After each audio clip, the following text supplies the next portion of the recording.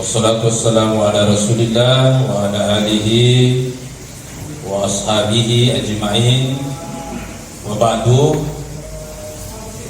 Moderator yang saya banggakan tentunya sekaligus beliau sebagai pelaksana tugas Badan Amil Zakat Kabupaten Emrekan.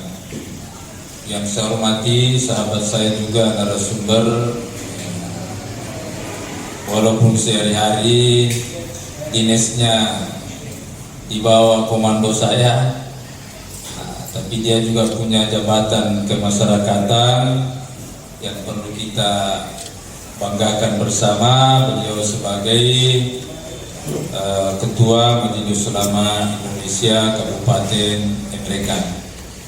Tentu yang saya muliakan para dai, para mubalik yang insyaallah akan menuntun kita sebagaimana yang saya tulis di samping kanan kita. Bimbinglah kami ke jalan yang lurus.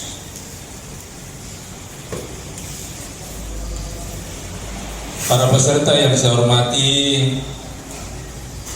saya di sesi materi moderasi beragama, dan inilah moderasi beragama yang lagi santer dan menjadi tugas pokok sekarang Kementerian Agama, dan menjadi tuntutan yang tidak boleh ditawar-tawar lagi.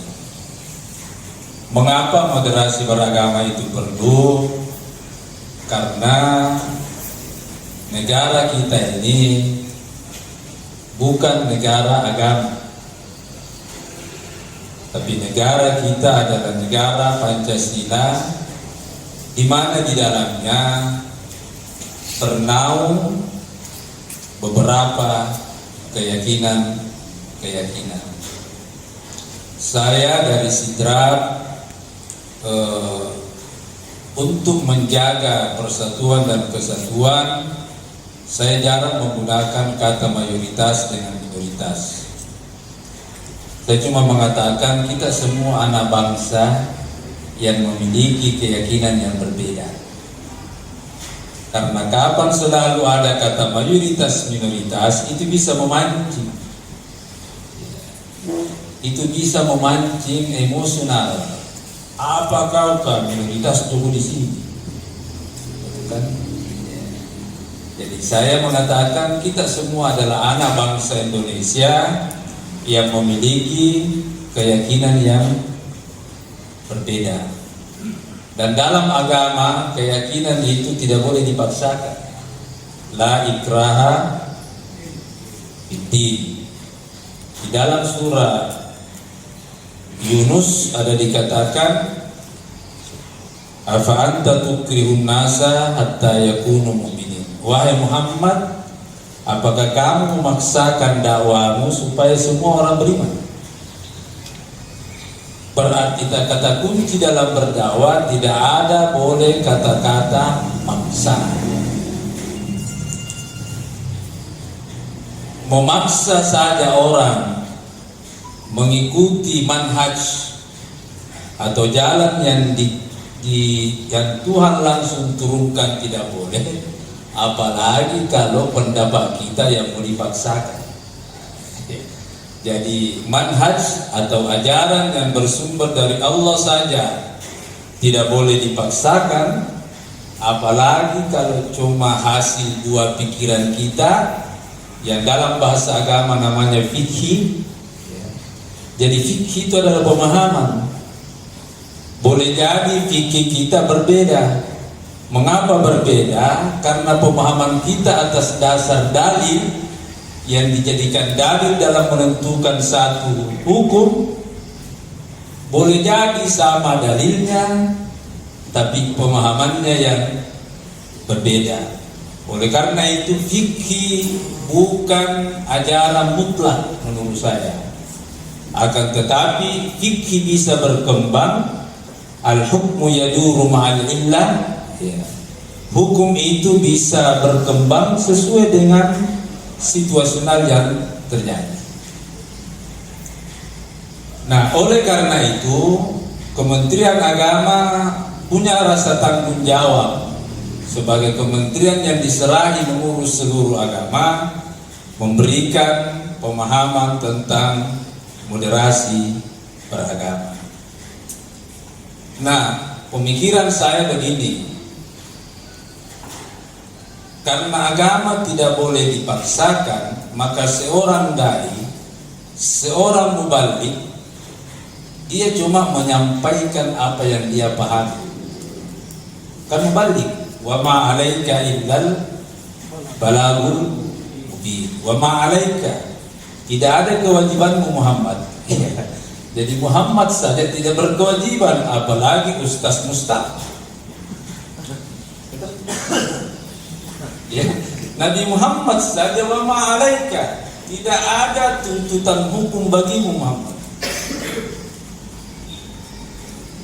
Illal balagul mubin, kecuali menyampaikan persoalan yang sudah jelas. Jadi kalau belum jelas, jangan berani-berani menyampaikan. Mengapa? Karena akan timbul kontroversi. Jadi kalau masih di Mister Google dibaca, ya jangan dulu. Ya, karena kenapa? Yang jelas saja, bukan kewajiban, apalagi yang jelaskan, yang menjadi kewajiban yang jelas. Jadi yang tidak jelas perlu pembahasan bersama. Saya antar ini supaya kita tidak salah paham nanti moderasi beragama.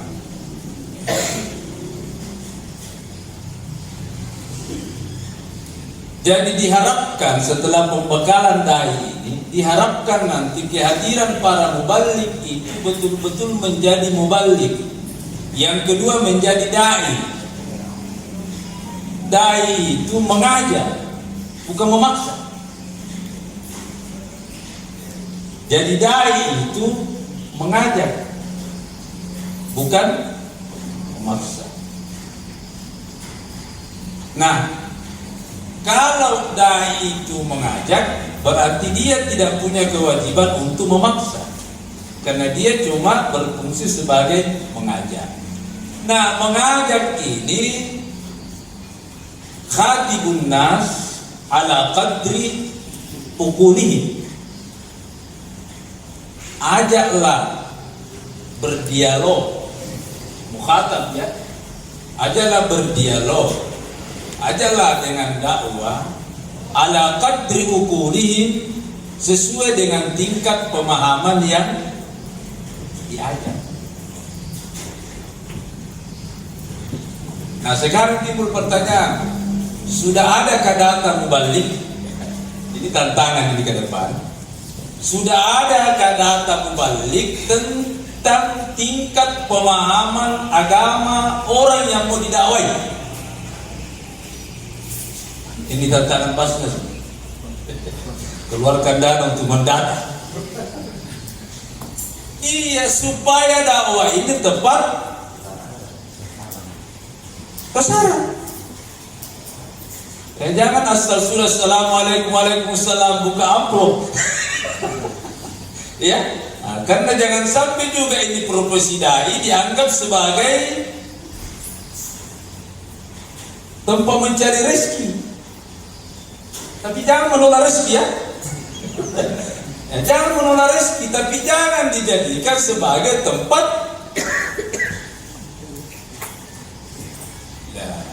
mencari rezeki. Karena ini kadang mau paham tidak paham dakwah saya, yang penting saya sudah laksanakan, selesai persoalan.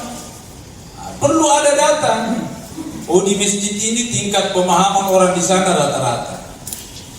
Makanya kalau mau aman, mubalik itu menyampaikan dakwah yang umum-umum saja.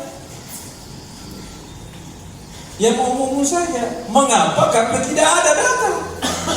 Ya, tidak ada data bahwa di masjid ini tingkat pemahaman agama orang sekian persen, ini persen. Karena tidak ada juga mubalik setelah berdakwah membagikan format, apa istilahnya itu kalau kita masuk pendidikan sebelum masuk postes. Ya, setelah keluar pretest. Mungkin mau bagi mereka ini sebelum berdakwah di masjid, edarkan dulu post test. Ya. Toh umpama besok malam yang akan memberikan nasihat keagamaan Ustadz Irman, kepala kantor Kementerian Agama yang mereka umpama. Judulnya titik-titik. Nah, malam itu panitia membagi post test. Nah, baru dikirim Ustaz jawabannya. Disitulah kita bisa mengambil kesimpulan. Oh, pendekatan dakwah seperti ini saya harus kasih karena tingkat pemahaman orang di sana. Ini dakwah modern ini. Ya, kan itu. Tidak ada bedanya itu kita berdakwah di masjid dengan berdakwah di sini sekarang. Tidak ada bedanya. Ini kalau kita berbasis hasil. Tapi kalau cuma menyampaikan saja, mau paham tidak paham bukan urusanku, itu lain persoalan. Nah, sekarang apa itu moderasi beragama? Moderasi beragama itu kurang lebih ayatnya mungkin begini ya. Ada 2 ayat dalam Al-Quran. Satu di surah An-Nisa, ujung-ujung tidak salah. Yang satu di surah Al-An'am, tidak salah. Apa? Surah sama-sama ya, satu surah An-Nisa, satu surah Al-Maidah. Satu di ujung-ujung surah An-Nisa, satu di ujung-ujung juz ke-6 sebelum masuk juz 7. Ya ahlal kitab la taqulu fi dinikum wa la taqulu 'ala Allahi illal haqq. Ada juga di surah Al-Maidah, qul ya ahlal kitabi la taqulu dinikum ghairal haqq. Intinya ayat ini, wahai orang yang memahami kitab dari langit, la taqulu fi dinikum, jangan berlebih-lebihan dalam memahami agama.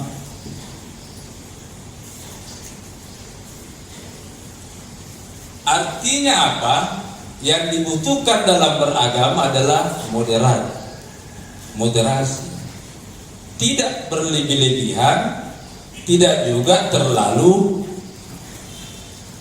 Perlulah salat itu, sudahlah, kan sudah ditentukan orang masuk surga. Mau salat tidak salat bukan urusan. Ini kan terlalu menggampangkan juga kan. Jangan juga mengatakan semua orang tidak salat sudah pasti masuk neraka. Ini juga terlalu berlebih-lebihan juga. Ini contoh sederhana saja. Dan moderasi beragama ini cocok dengan doa yang selalu dibaca, fid dunya hasanah wa fil akhirati hasanah. Saya mau tanya juga kembali gini, bagaimana cara itu fid dunya hasanah? Apakah dengan salat terus? Atau dengan puasa terus? Atau dengan baca Quran terus? Atau bagaimana? Siapa bisa? Yang dimaksud oleh ayat di dunia hasanah, kurang lebih kira-kira, berikanlah saya atau kami di dunia ini hasanah. Kira-kira apa? Apa yang kita lakukan di dunia sehingga kita di dunia hasanah? Yang pertama mungkin menurut saya kita harus makan toh. Betul ya? Mubalik, sependapat? Kira-kira mana ahli salat di sini? Kira-kira bisa khusus salat kalau tidak makan siang? Saya berdiri aja ya, supaya ada communication. Ya. Kira-kira bisa nggak mubalik ini berdakwah kalau Ramadan tidak buka puasa karena tidak ada yang bisa dibukai? Langsung pergi berceramah, kira-kira kuat berceramah enggak? Berarti tidak ada bidunya hasanahnya tuh. Jadi semua potensi untuk mendapatkan hasanah di dunia itu juga agama sebenarnya, Pak. Makanya Gus Baha mengatakan, Gus Baha yang terkenal, sama wajibnya bekerja dengan wajibnya salat, Pak, sama.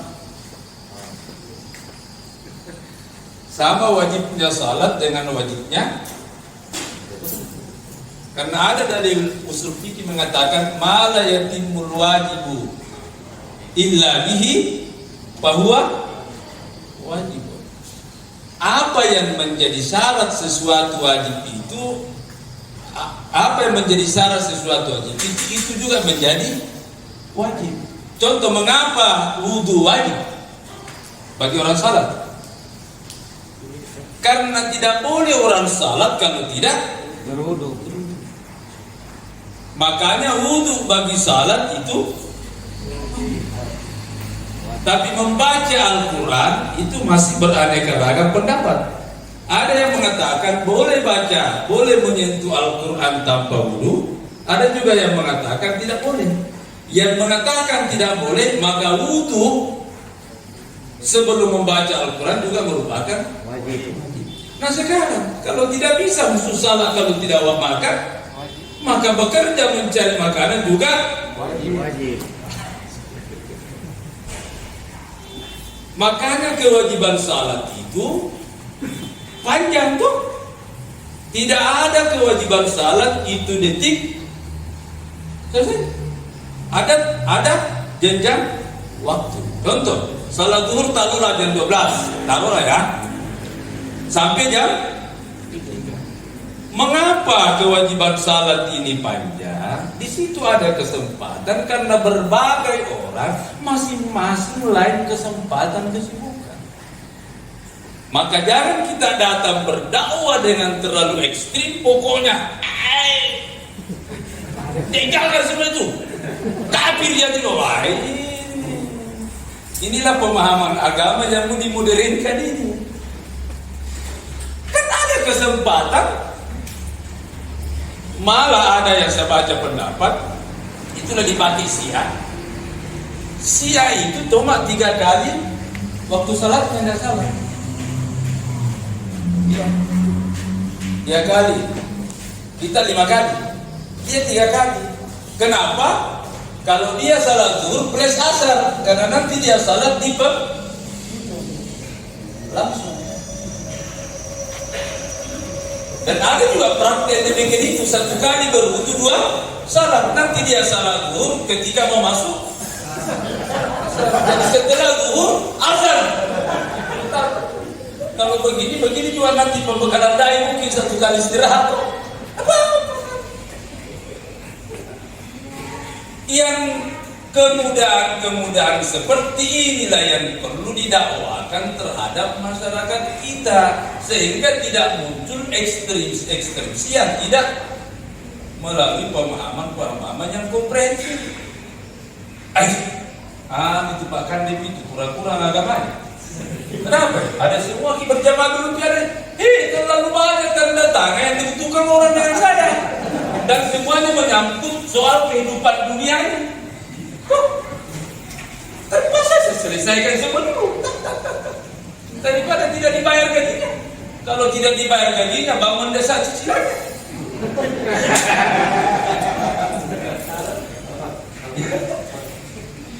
Inilah pemahaman dakwah seperti inilah semua. Jangan ukur dirimu dengan orang lain. Cocok nih kalau kau kan tidak ada di pekerjaan lain kecuali ustaz. Ya. Makan hidupnya sudah dijamin, ya. Sama dengan Imam Masjid Haram, apa ada lagi kerja? Ratusan juta gajinya, kan tidak perlu lagi. Tapi kita, ya kurang-kurang. Nah, janganlah ukur. Yang perlu itu adalah bahwa jangan sampai habis waktu dihabiskan oleh dunia hasanah, tidak ada waktu wa fil akhirati.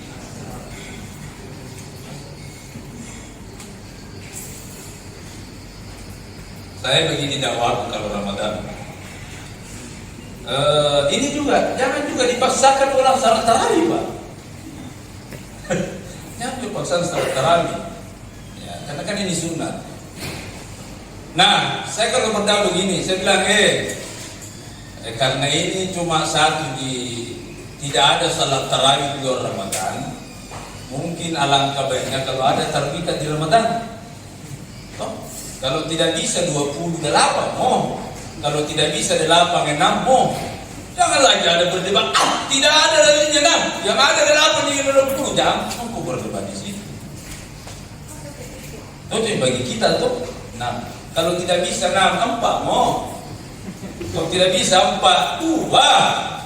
Kalau tidak bisa 2, datang saja dulu di masjid, selesai persoalan. Itu kan pasti dapat pahala juga itu, karena dulu di masjid dia orang salat. Siapa tahu dengan dia orang salat. Woi, saya malu Pak Ustaz dulu di dalam masjid. Di luar masjid mau berkerudung. Jaga sandal di situ. Itu artinya, ya, kesadaran ini kan kebutuhan jangka panjang. Profesor Dr. Quraish Shihab, ahli tafsir Indonesia, mengatakan bahwa kebutuhan manusia 3. Ada kebutuhan mendesak, tidak boleh tidak bernapas. Toh? Kalau tidak bernapas mati gitu. Ada juga kebutuhan jangka menengah, boleh ditunda. Makan, minum, beristri. Boleh ditunda. Ada juga jangka panjang kesadaran beragama. Makanya kalau berdakwah, kalau tidak sadar di hari ini, besok pi. Kalau tidak sadar besok, lusa pi. Kalau tidak tidak sadar lusa, ya, hampir mati pi. Kalau tidak sadar hampir mati. Anaknya tidak yang sadar. Kan begitu kan Nabi kan. Waktu dilempari Nabi, lalu turun malaikat, bagaimana kalau saya turun masih melempari kau? Jangan, jika tidak paham apa itu. Kalau dia tidak sadar anaknya, kalau itu bukan anaknya, kalau bukan cucu-cucunya orang yang dengar dia sadar. Ya begitu prinsipnya dakwah. Prinsip dakwah moderat. Nah, apa yang menjadikan kita di dunia hasanah itu harus kita cari. Sama juga yang menjadikan kita wabil akhirat hasanah juga harus dicari. Nah, dalam dunia hasanah yang ditemani bergaul siapa? Manusia kan? Manusia kan? Maka diharapkan setiap praktik keagamaan jangan pernah bertentangan dengan nilai-nilai kemanusiaan. Saya tanya juga paling balikin yang hebat. Mana yang banyak pahalanya salat zuhur di rumah sendiri dengan salat di masjid berjamaah? Mana yang banyak pahalanya? Kalau semua dalilnya. Mana yang banyak pahalanya? Berjamaah. Sekarang kalau tidak ada yang ditemani berjamaah, dapat pahala jamaah. Kau mati semua. Ya. Artinya imam dengan jamaahnya baku bom demi semua. Tidak ada hubungan kemanusiaannya. Kira-kira kita dapat pahala jamaah atau tidak? Makanya saya mengatakan yang saya alami selama 50 tahun ini, itu salat zuhur saya lihat Pak Kiai 4 rakaat tunti di rumah saya laksanakan sendiri.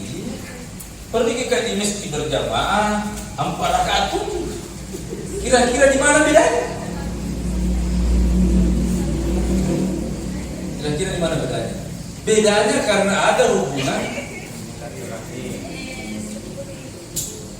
Makanya nilai agama yang diinginkan dalam moderasi beragama, dalam melaksanakan, mendakwakan agama, junjung tinggilah nilai-nilai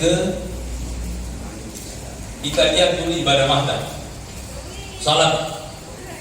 Itu salat kalau rukun terakhir apa ya? Terlupa Pak. Rukun terakhir salat apa? Salam nih. Apa artinya salam Pak? Siapa diberikan selamat? Malaikat atau Tuhan?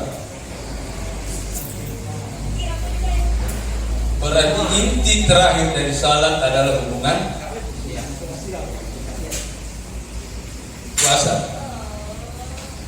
Itu puasa, ada hadis Nabi, nilai puasa tergantung antara langit dan dunia. Yang bisa menyampaikan adalah zakatul, sekarang zakatul fitrah untuk binatang atau untuk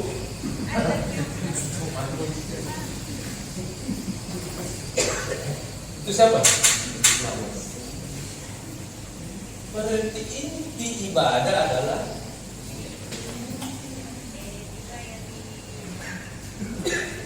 kalau mau lihat orang bagus salatnya, lihat hubungan kemanusiaan.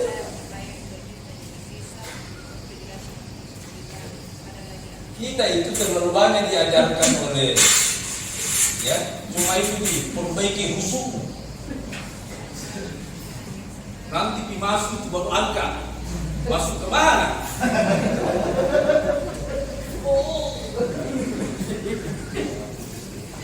Sekalinya memberi salam, ngomongnya.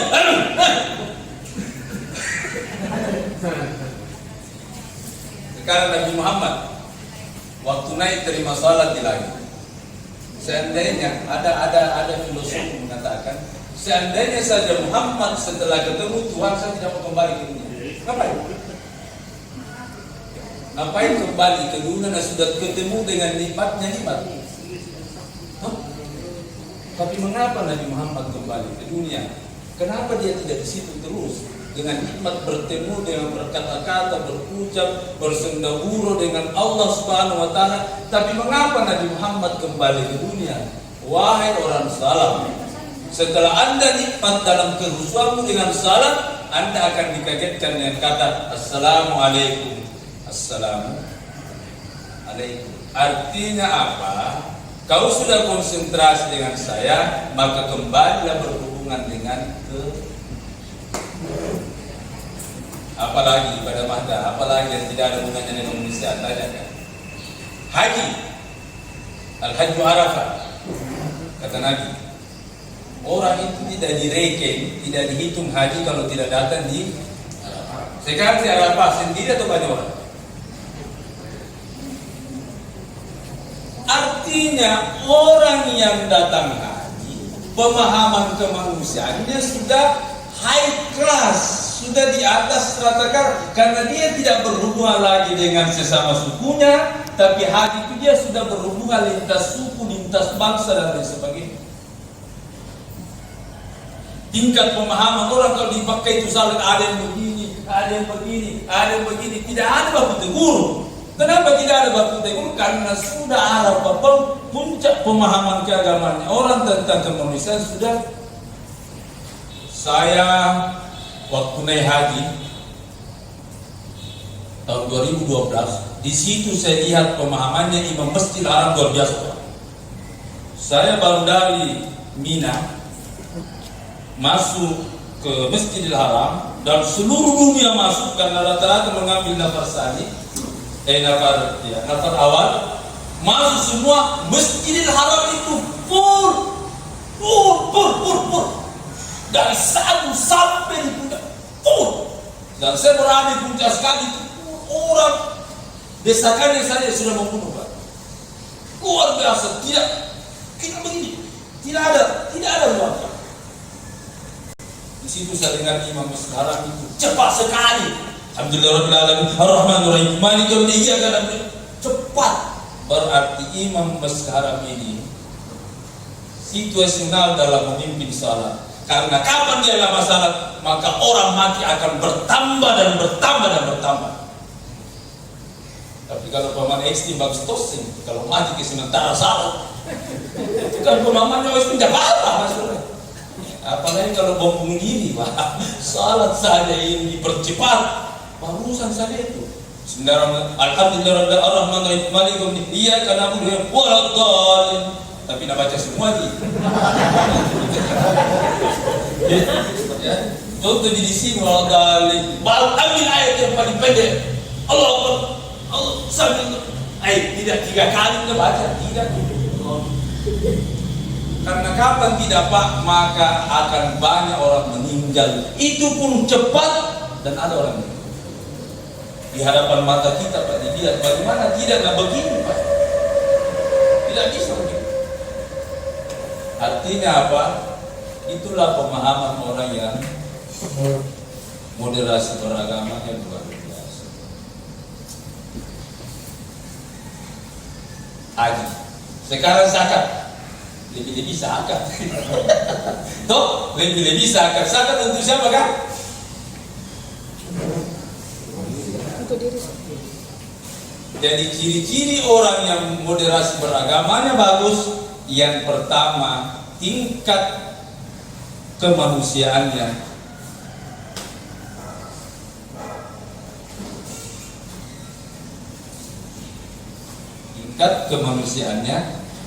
tinggi. Yang kedua, orang yang moderat dalam beragama. Yang kedua, diharapkan orang yang moderat dalam beragama selalu menyepakati kesepakatan.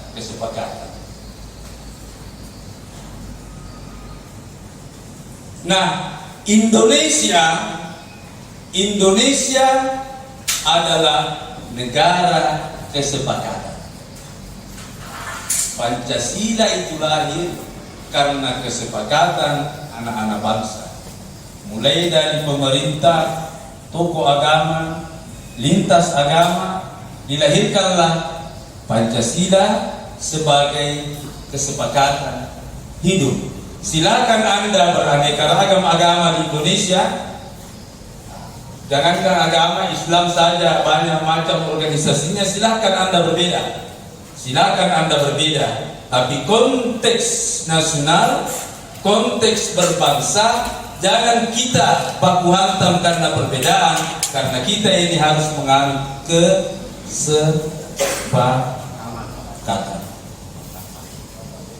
INDK ini. Jadi tadi ini moderasi beragama sebenarnya ada hubungannya dengan tagline saya di NDK ini. Pertama, berkemajuan. Apa itu berkemajuan? Kami inginkan umat beragama di NDK ini betul-betul berpikiran maju ke depan. Gunakan sains. Sekarang Pak, kalau cuma dakwah bil lisan saja terlalu susah. Makanya ada tagline saya milenial. Harus kita juga berdakwah lewat teknologi. Jangan kita cuma asik memprotes yang ada di Facebook, yang ada di Twitter. Kenapa begini? Ya mana itu kau? Ya kita ini cuma asik mengkritik, tapi kita tidak mampu melawan dengan dakwah teknologi juga. Nah, kemudian berwawasan Nusantara. Berwawasan Nusantara salah satu cirinya adalah kita hidup pada kesepakatan.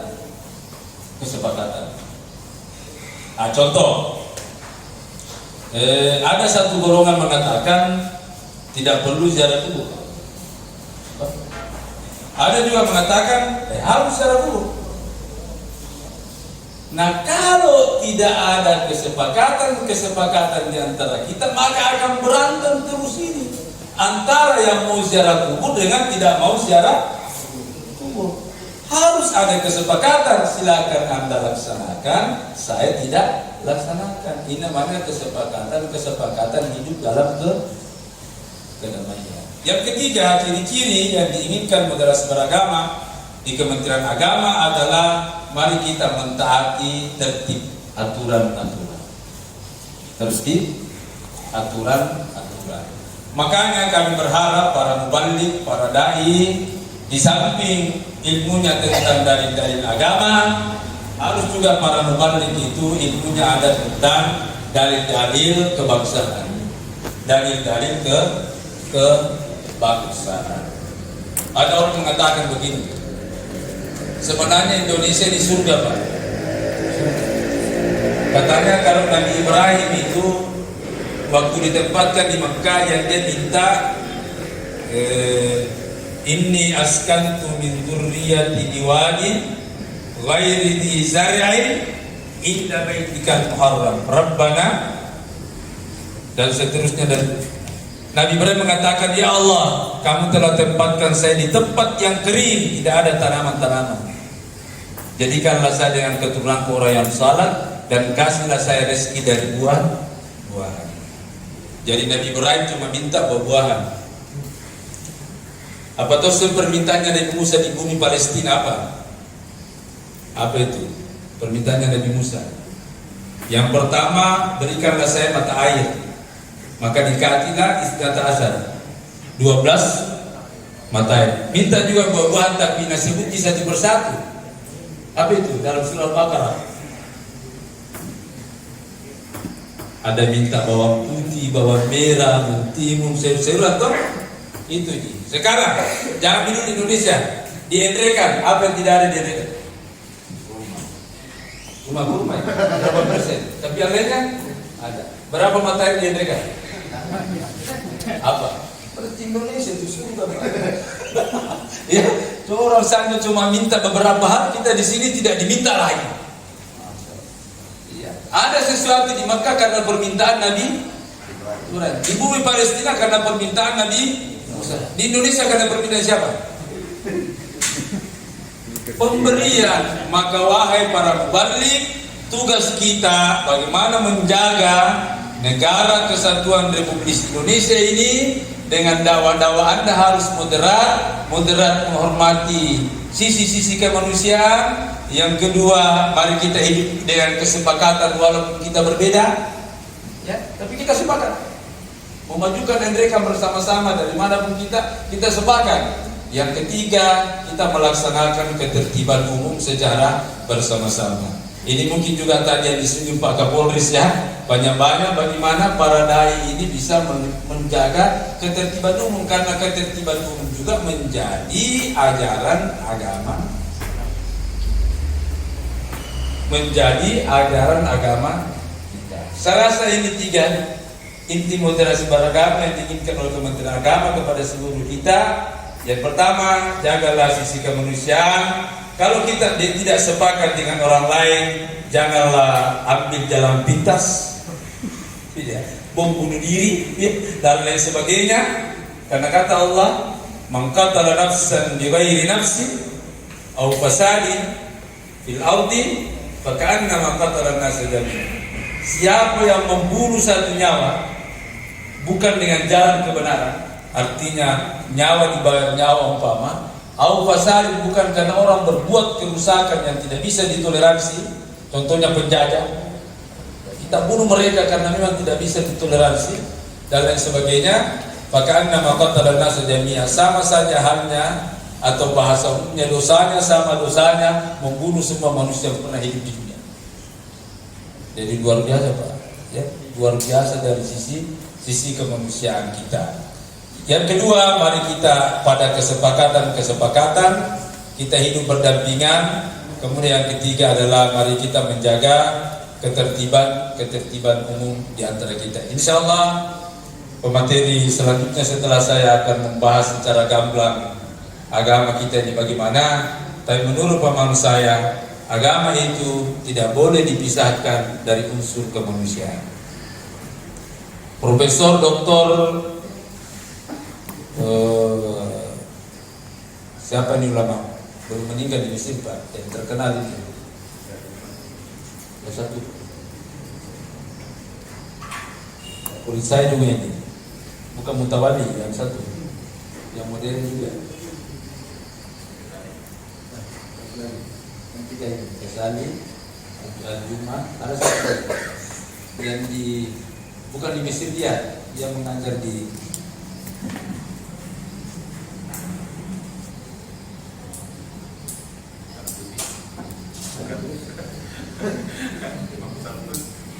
terus yang masih hidup ini.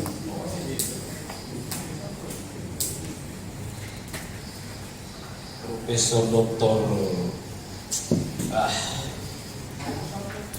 bukan, kamu satu sudah meninggal. Ada yang masih hidup ini, tapi tidak tinggal di Mesir mengajar.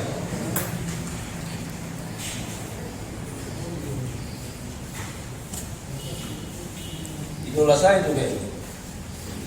Dia pernah datang di Makkah mengajar. Yusuf Kardawi, Profesor Dr. Yusuf Kardawi, yang punya buku zakat itu. Dia itu datang di Mekah mengajar. Sebelum pergi mengajar di tempat istirahatnya, istirahat, rehat. Lalu dia mendengarkan musik. Lalu masuk mahasiswa masuk. Prof, haram. Dia bilang ini musik ini adalah fitrah. Hati ini perlu seni, tidak haram. Sama halnya lagu dengan perkataan. Kalau lagunya memang lagu yang mengantarkan pada sesuatu yang negatif, memang tidak boleh. Tapi kalau lagu-lagunya Omai Rama, lagu-lagunya Ebit Giade, ya, lagu-lagu yang memompa semangat kita, why not? Kenapa tidak? Kenapa? Karena agama ini tidak bertentangan dengan fitrah. Itu dia orang selalu berpandang kalau fitrah selalu mau dibunuh. Selalu mau dibunuh fitrah. Ada lagi ustaz mengatakan sunnah Nabi itu beristri sampai apa? Ada ustaz mengatakan jangan cuma istrinya Nabi mulia, kau tidak lihat ibadahnya. Ibadah Nabi salat tahajudnya 8 jam. Satu saja istri, Nabi yang 5 menit tidak tahajud juga. mau tahajud, ya, artinya jangan sisi istrinya saja dilihat Nabi, tapi tidak dilihat Nabi secara keseluruhan. Satu saja istri tidak tahajud, lagi tambah 3 tidak tahajud. Ini sedikit pemahaman tentang keagamaan kita. Jadi sesama Islam mari kita moderat, sesama penganut agama lain juga ganti moderat. Karena pasti agama lain juga mengatakan agama saya yang benar, agama saya yang masuk surga bla bla bla dan sebagainya. Kita juga pasti mengatakan demikian. Oleh karena itu, mari kita hidup di negara kesepakatan ini dengan menghormati sisi kemanusiaan. Yang kedua, sisi ketertiban umum. Yang ketiga, mari kita hidup berdampingan dengan kesepakatan. Alhamdulillah, Kabupaten Indrekang ini tadi laporannya Pak Kasibimas ke saya sudah akan ditetapkan satu desa di Benteng Allah itu sebagai dasar kerukunan, dan betul rukun di situ Pak. Jangan kau orang ini rukun, orang mati saja rukun. Saya pernah dari sana itu kuburan Muslim dengan kuburan non Muslim satu tanah, bertetangga betul. Jadi kita malu ini, orang mati saja tidak pernah bertengkar, ya, bertetangga. Apalagi kita sesama umat beragama. Wassalamualaikum warahmatullahi wabarakatuh.